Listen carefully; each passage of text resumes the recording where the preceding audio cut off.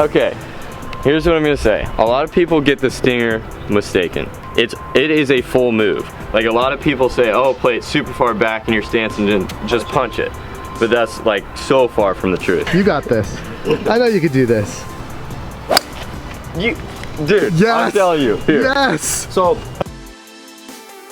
All right, guys, today we are on the range at Reunion Resort, home of the Palmer, the Nicholas, the Watson courses. We played the Watson last year. We played the Palmer this year. Right. Anyway, we're here to announce a brand new video series we're gonna be doing called Range Sesh. And where this is gonna be is a spot for us to bring some of our favorite golf and non-golf people out to the range. I mean, who doesn't love a good range session? Exactly. Right? We're gonna go on the range, fire some questions at them, have a little fun, get to know them, and maybe have a little bit of fun hitting balls. Yeah, I love it. So, we have a very special guest for our first ever range sesh. How excited are you for I'm this? very excited. Very excited. Big fan and looking forward to getting out there with And I don't think we could have found a better spot. Terrific range here, terrific facility all around. If you guys are ever in the area, you guys have to check it out. But let's not keep our guests waiting any longer. We've got to shoot on the other side of that range. Yeah, we got to head out there. Hop in the cart and go see who we have for you guys. Let's get this party started. Let's go.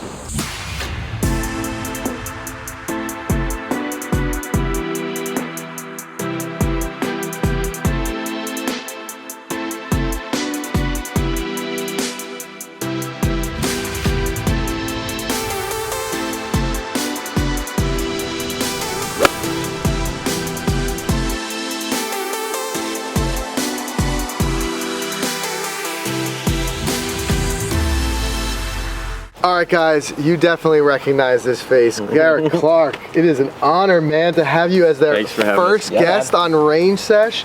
Man, what you've been doing lately is just absolutely incredible. What a ride, huh? Yeah, it's been awesome. It's been crazy. Really, I mean, just growth. From our side, you know, we first started talking in 2017. We really wanted to get a chance to get together, so I'm glad we've had a chance to do that here. But we've got to watch your growth from our side of the fence. I'm interested to hear, what's it felt like on your side of the fence? Is it a little bit surreal? Yeah, it was honestly crazy. Well, like it started on Instagram 3 years ago.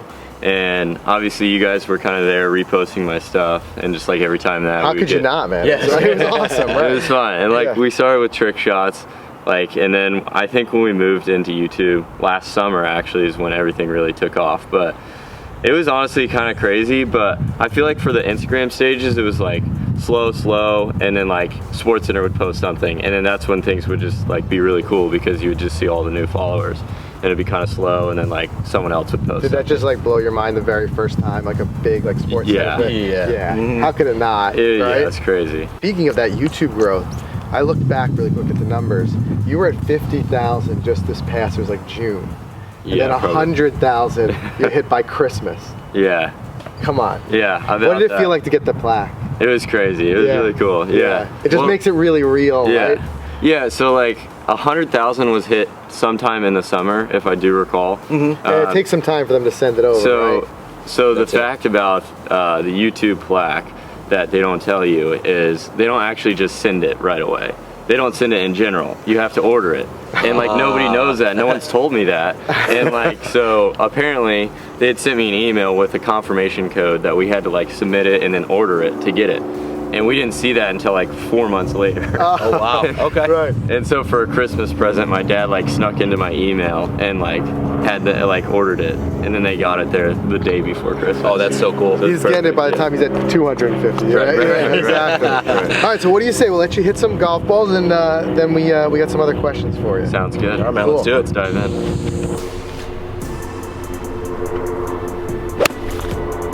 Look at that shot. Striping them out here. Question I had for you. Speaking of YouTube, there's a totally different animal, trick shots and the vlogs. Right. And sometimes it's hard to kind of make that transition. A lot of guys are trick shot guys and a lot of guys are vlog guys. Right. Do you prefer one or the other? Yes, absolutely. Which vlogs? Yeah? For sure. So like I didn't know I preferred vlogs until I preferred vlogs. So like before any of YouTube and stuff like that, I was obviously just focusing on that shorter length content, trick shots, like the wow effect. Yeah. And then when we got more into the storyline content, I started posting about college golf, you know, my progress and how I was playing. I just felt like I could connect way more with my audience because it's way longer form content. They get to see your personality. you know, 10 to 15 minute videos. And after that, and like seeing the reactions, to me, what I feel like content has been about is a few things, but a lot of it has been reactions and like making people happy, because that's what it is. Like, you're trying to entertain and also make fun content that you enjoy making. Right. And if you can do both, then you're killing it. And when I got on YouTube and I realized that I was enjoying making YouTube videos, and then I was enjoying seeing the reactions by all the fans, I was like, this is perfect. Yeah. I'm enjoying the content, everyone's enjoying watching, so they can connect better with me, and I definitely prefer vlogs. And it really is terrific when you enjoy it, because sometimes people don't realize how much work goes into it. I mean, we yeah. see in your stories 3 o'clock in the morning, and you're finally rendering out that video, but Right. also the other stuff, the idea, coming up with some ideas. I mean, it's fun. It's like, let's do this, let's do that. But there's a lot of work to it as well, right? I mean, there's a lot more behind the scenes than there is on camera. Like, for sure. The biggest question is like, how much actually goes behind the scenes, and I would say it's probably 90-95% behind the scenes. Filming is by far the easiest part, in my personal opinion, when it comes to YouTube. And I don't know if you guys agree, but that's just my personal opinion. For sure. We said we spend more time editing behind, like after. You know, we would take maybe 4 hours to play around, and then 5, 6, 7 hours to edit it out. At the very least, and depending on the video, it can be longer. Right. And, you know, reading the comments, replying to comments, which I enjoy, but that just takes time. Right. And emails and all that. It's just like, there's a lot that goes on. But you enjoy the editing? Oh, yeah.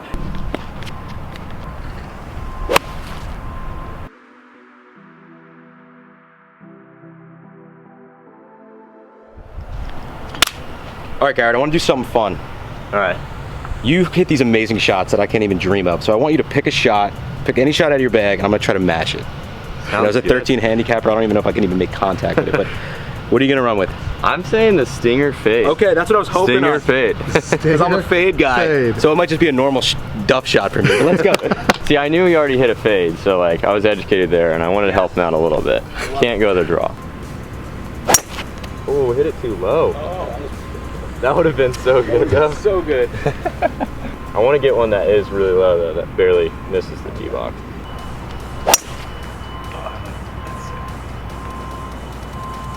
Got the fade. It's the stinger fade. Stinger fade. Wasn't perfect. Mine's not gonna be anything like that. All right. So Go is there for a it. trick? There is a trick, actually. I keep my drives up this high, literally. So, Really? Yup, I'm steep. Okay, well, that's perfect. That's You perfect. need to be steep. What about backswing? Is it? Everything's normal. So Okay. the thing that, okay, here's what I'm gonna say. A lot of people get the stinger mistaken. If you watch Tiger hit the stinger, it is a full move. Like, a lot of the times that he comes through, he is like right here, but it's not a punch shot. Like, a lot of people say, oh, play it super far back in your stance and then just punch it. But that's like so far from the truth. Tiger, his ball position, I'm not exactly sure, might be a little forward of middle, but like, it's definitely not back. Right. And it's definitely a full move. So the only thing I suggest is weight transfer. Like, always when you get to the ball, make sure that weight is pretty far forward on your front foot. Okay. And then like, you kind of have to be, maybe not necessarily steep, but like, you got to be hitting down on it for sure. And like, if you saw my shot, it was a full swing. So like, that's the biggest thing. I would say weight transfer more. You got all that? Okay. You got this. I know you could do this. Just keep that weight forward. Oh, you would have, that would have been perfect. This guy right here. Dude, that would have been money. Right? Yeah, if that didn't hit the tee box. If I didn't get the, did I get a little fade on it? Yeah, oh, that was fade. In this tee box, if you guys can't tell, it kind of goes up, and that's what he did. He hit it too low. Hold on, I'm registering a new Instagram account for Mike right now. Trick shot Mike. Dude, Yes! I'm telling you. Here. Yes! So, It's that easy. it's amazing. I never thought in a million years I could just do it like I that. honestly hadn't thought that. I had thought the same thing with the punch and the ball position, so that's really cool. Well, Not saying I could do it either, but yeah, I mean, like, a lot of people just confuse the punch shot with the stinger, and they make it way too complicated. It's like, guys, it's just a normal swing with your weight on your front foot, and maybe a few other factors, but like, other than that, it's not that hard. So, I don't know. That's cool. There you go. You got the great. stinger in the bag now. there it is. I love it. Good job. Nice. All right, Garrett, I got a question for you. With the trick shots, they take a long time, right? Sometimes. Sometimes. Yes. Let's talk about this epic one down the steps, 3 flights. Oh, yeah. How long did it take? Okay, so actually a long story on this How long one. did it take to set up? Okay. Okay. I'm gonna get into the full story because this is like a full day's worth of commitment, essentially. So it was the day before New Year's Eve, and Matt and I were like, we need to do something crazy tomorrow, and not really sure what it was. Right. I was on TikTok and I saw another dude do a trick shot that was kind of similar. Like he hit it up into whatever that putting green is, and then it rolled back down and then ended up going into a cup somewhere off a few pans. And I was like, Matt, we have 3 stories. Right. Like we can do this, but way better kind of thing. So the next day, we were planning on filming YouTube content instead because we were lazy and didn't want to spend all that time on one trick shot. It was too windy, so we were like, all right, let's do it. We went to Dick's Sporting Goods, we bought everything we needed to get. The setup alone only took an hour, actually, which like is pretty fair, right? Yeah, not bad. And a lot, I mean, it's still long, but a lot of people were like, that had to have taken 4 hours to set up or whatever, all day. It only took an hour, and then what the hard part actually was making it. A lot of people thought it just funneled every time. Right. But it didn't. Like, we were having to jump over the track, past the camera 3 times. So like, I hit the shot, passed the camera to Matt, walked down the stairs, jumped over the track, passed the camera again. I saw all those handoffs. Yeah, crazy. So that was the hardest part, and then the second hardest part was obviously seeing it hit the dominoes, go through the dominoes, and then miss like 25 times before it actually went in. Wow. So it probably took a solid 4.5 hours. 4.5 hours. 4.5 hours, and we're talking featured on things like Good Morning America, Barstool. I mean, you name it, ESP everywhere. Yeah, I mean, it's crazy. It's just when it went in, did you know right there we got gold? Yeah. I'm not gonna lie. I know. Well, like, that was the thing when we set it up, when I saw the setup, and like we walked through the first time and we got the first take that the ball stayed in frame the entire time. I was like, this is gonna blow up. Like, this is crazy.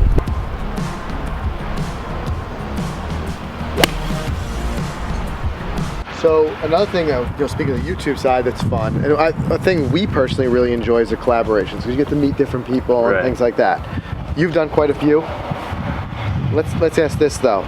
If you could go back even in time, dead or alive, is there anybody you would have loved to get a chance to collaborate with? Wow, that's such a tough question. I might need like a solid 60 seconds. Give me 60 seconds. Let's let him hit a couple. Hit another one. Yeah, I got think you. about it. Hold on. Oh wait, he's got it. I got it. Okay. So, it'd probably be Tom Holland, and here's the reason why.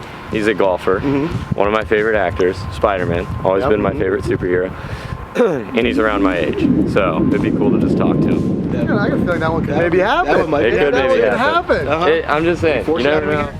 You never know. If it does happen, remember this for the flashback. Yeah. Right. All right?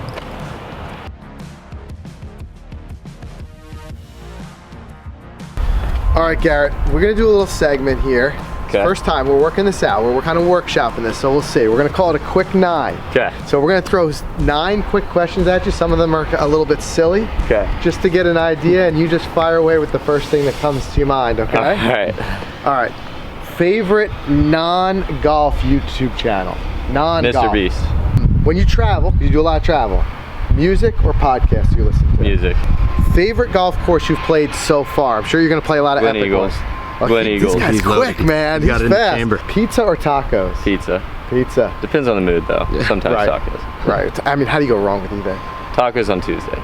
What is the least favorite club in your bag?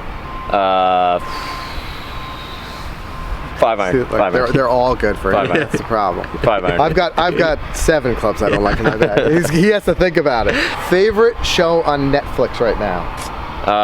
Shoot. Actually, used to be Lost, because I watched it a solid 4 times, so I gotta go with that, even though I don't. Is it still on Netflix? I'm not even sure. I don't know. I've watched so many good shows on Netflix, it's tough. Blacklist, White Collar. Yeah. But like, of all time, Lost was definitely Lost. my favorite. Lost. All right, here's a tough one. Would you rather have 10 million YouTube subscribers or a PGA Tour card? 10 million YouTube subscribers. Yes. I started making videos before I started playing golf. So that's what I always say to people. It's like, I've always enjoyed videos, I've not always enjoyed golf. Shoot 65 every round or have every trick shot going on the first try? 65 every round. Okay. That's fair. I think 65 every round. 65, there you go. Last one. hot wings, boneless or bone-in? Boneless. Boneless. Boneless. Less messy. A little more meat. There you go. All right, listen, this has been great. It's been awesome. Thank you so much for Yeah. taking the time. Listen, busy week for all of us, right, Oh, yeah. Mike? I mean, so it's been an honor. We've been wanting to do this for quite some time, this range sesh, and to have you as the first one. Plus, we've been honored. trying to link up for so long. I know. Finally, we got to do it. Here we are. Yeah. I'm honored to be on. Thanks for having me. We appreciate it, man. Yeah, seriously Cool. appreciate it.